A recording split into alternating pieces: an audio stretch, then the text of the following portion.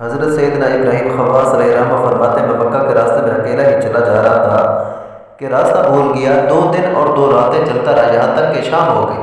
وضو کے لیے میں پریشان ہوا کیونکہ پانی موجود نہ تھا۔ چاندنی رات تھی کہ اچانک میں نے ایک ہلکی سی آواز سنی، کوئی کہہ رہا تھا، اے ابو اسحاق میرے قریب ہے۔ میں اس کے قریب گیا تو کیا دیکھتا ہوں کہ وہ صاف ستھرے کپڑوں میں ملبوس ایک خوبصورت نوجوان ہے۔ اس کے سر کے قریب 2 مختلف رنگ کے خوشبودار پھول پڑے ہیں۔ مجھے اس سے بہت تعجب ہوا کہ اس بیابان میں اس کے پاس پھول کہاں سے آئے، حالانکہ یہ ریت پر پڑا ہے اور حرکت بھی نہیں کر سکتا۔ اس نے مجھے مخاطب کرتے ہوئے فرمایا، اے ابو اسحاق میری وفات کا وقت قریب آیا۔ تو میں نے اللہ عز و جل سے سوال کیا کہ میری وفات کے وقت اپنے اولیاء کرام میں سے کسی ولی کی زیارت کرا دے۔ تو ایک آواز آئی کہ ابھی تیری وفات کے وقت تجھے ابو اسحاق خواص کی زیارت ہوگی۔ مجھے یقین ہے کہ وہ آپ کی ہی ہیں اور میں آپ کا منتظر تھا۔ میں نے دریافت کیا، اے میرے بھائی تیرا کیا معاملہ ہے؟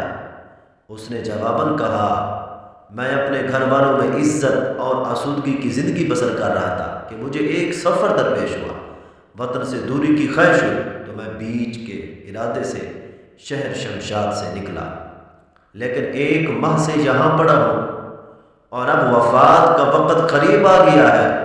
میں نے اس نوجوان سے پوچھا، کیا تیرے والدین ہیں؟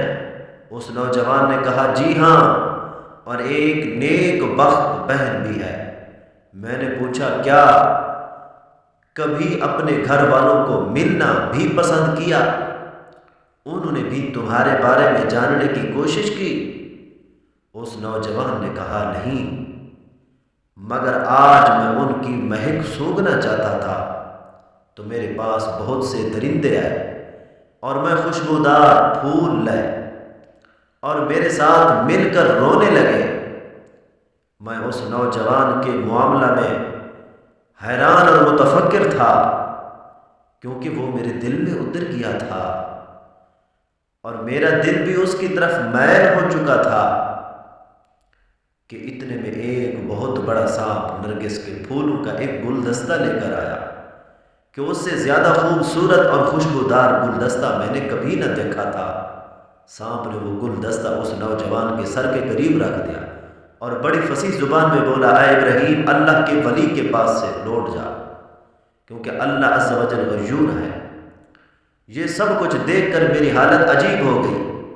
میں نے ایک زوردار چیخ ماری، پھر مجھ پر غشی طاری ہو گئی۔ جب ہوش آیا تو وہ نوجوان اس دنیا سے کوچ کر چکا تھا۔ میں نے پڑھا، انا للہ و انا الیہ راجعون، ترجمہ کنز الایمان، ہم اللہ کے مال میں اور ہم نے اسی کی طرف پھرنا، اور کہا یہ بہت بڑی آزمائش ہے، میں اس کے غسل اور کفن دفن کا انتظام کیسے کروں گا؟ تو اللہ عز و جل نے مجھ پر اونگ طاری کر دی، جس کے غلبہ کی وجہ سے میں سو گیا۔ طلوع آفتاب کے وقت مجھے ہوش آیا تو دیکھا کہ میں تو اسی حالت پر تھا لیکن اس نوجوان کا کوئی نام و نشان باقی نہ تھا۔ میں پریشان ہو گیا۔ بہرحال جب حج ادا کر کے شمشاد پہنچا تو چند نقاب پوش عورتیں میرے پاس آئیں۔ ان میں سب سے آگے ایک لمبے بالوں والی عورت تھی جس کے ہاتھ میں ایک چھاگل تھی اور وہ مسلسل اللہ عز و جل کا ذکر کر رہی تھی۔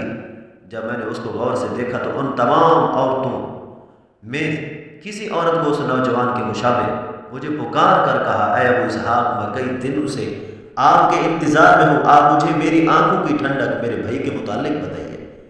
پھر وہ بلند آواز سے رونے لگی۔ اس کے رونے کی وجہ سے مجھے بھی رونا آ گیا۔ پھر میں نے اس کو نوجوان اور جو کچھ میں نے دیکھا تھا سب کچھ بتا دیا۔